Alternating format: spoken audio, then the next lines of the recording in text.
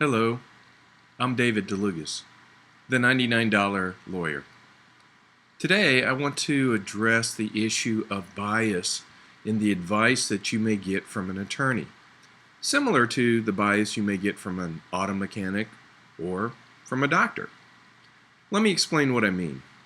If you go to an auto mechanic, the concern, of course, is the mechanic wants to recommend some repairs that may or may not be necessary, but which, of course, makes the mechanic some money. And that's why we always talk about having, oh, I found an honest mechanic. What a treasure. Of course, I can recall taking my vehicle to a mechanic and telling the mechanic I thought I needed new brakes all the way around, anticipating this was going to cost me hundreds of dollars. To my surprise, after leaving the car there, the mechanic said I didn't need brakes. In fact, I didn't need an adjustment or anything. My brakes were fine. I was very pleased. If you go to a cardiologist, one who does not do surgery, a cardiothoracic surgeon would do surgery.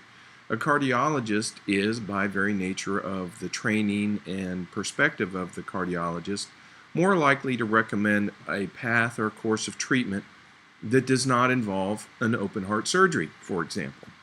And that doctor may recommend a pharmaceutical treatment or may recommend exercise, diet. Not that the surgeon wouldn't recommend that, but the surgeon might have either a subconscious or conscious desire to do surgery. After all, that's what they're trained to do. Similarly, attorneys who are called upon to advise a business person or a person contemplating divorce is going to have a difficult time bringing the moral character, their ethics to the surface, and becoming someone who parts with knowledge and information to help the client, the prospective client, decide what's the best course for that person or for that business. Let me tell you what I mean in the context of a divorce, just as an example. And then I'll give you an example about a business situation. Let's say somebody is thinking about a divorce, or divorce has come up in a fight or discussion with their spouse. Now, many times people will go to a therapist, but we're all human beings, and going to a therapist just feels weak. I believe many times a client or prospective client would call me, come visit with me, and they had not gone to a therapist, or they were going to a therapist, but going to therapy is hard work. Even if you're not the one that really needs to do a majority of the change, it's kind of like Al-Anon. You're not the alcoholic, but you're having to deal with one.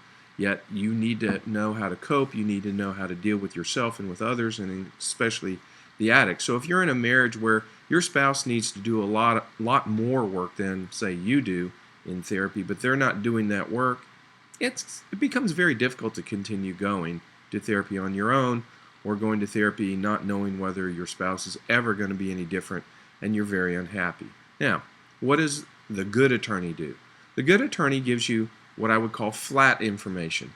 They tell you about the process, they tell you about what happens, they tell you about the range of outcomes that you might expect, and they give you a very realistic look at what post-divorce life might look like for you, not in the emotional sense, but again, because they're not a counselor, the attorney should provide some information about the financial outcome, about the custody parenting plan issues, and then the ongoing issues that post-divorce especially parents have, where there are contempt actions, where one of the parents, now divorced, uses the power of the court and the whip of an attorney to either get back at the other person or to keep them in line.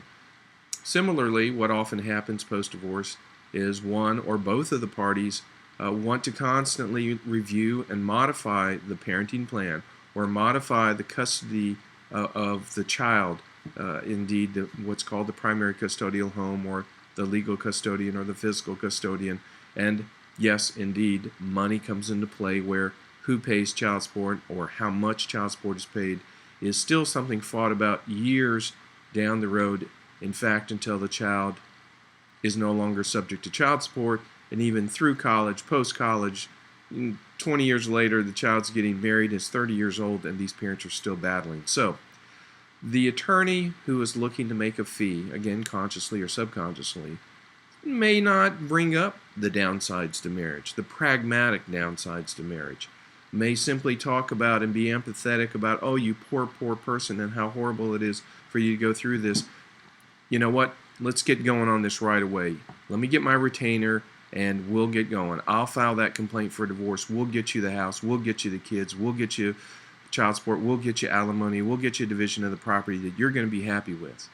Now, if your attorney tells you all that, or tells any person all that, to a person who is very vulnerable, who's very upset, who's very unhappy, the inclination is to receive that as if the person talking, that attorney who knows all of what needs to be done, is in essence saying, get divorced. But that is the decision for the person sitting in the chair. That is a decision that person has to make very, very carefully. And the attorney, if the attorney is honest, if the attorney is ethical, is going to refrain from becoming a cheerleader for the person sitting in that chair. Instead, they're not going to try to be their friend. They're not a family member. They should just impart the information that will help that person make an informed decision. Maybe in collaboration with a friend or family member, maybe in collaboration with a therapist. But certainly the attorney can present the prospects going forward as, hey, let me get you in control of your home. Let me get you in control of your kids. You shouldn't have to battle with your spouse over them. You know, the judge, I know the judge. I know what the judge is going to do. These are the kinds of things attorneys will do as a prelude to, let me get my retainer from you. Look, just go out and run up those credit cards. Let's clean out that bank account. Let's do this. Let's do that. It's an action plan, and that sounds powerful. And again, the person sitting there who is hurting, who is upset, who is unhappy, and maybe they need to get divorced. Maybe that's the appropriate course for them. Maybe it's best for their children. But again, what that person is hearing from the lawyer is going to influence greatly how they process the information and how they make a decision and what decision they make. So, be cautious. Now, think about it in the business context. It can be the same. Let's say there's a dispute between a company and a vendor.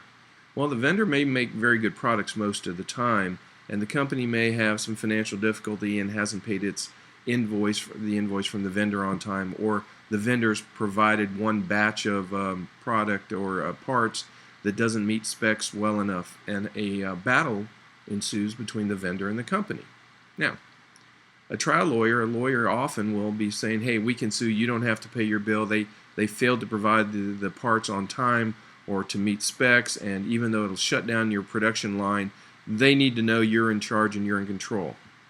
Good advice? Maybe.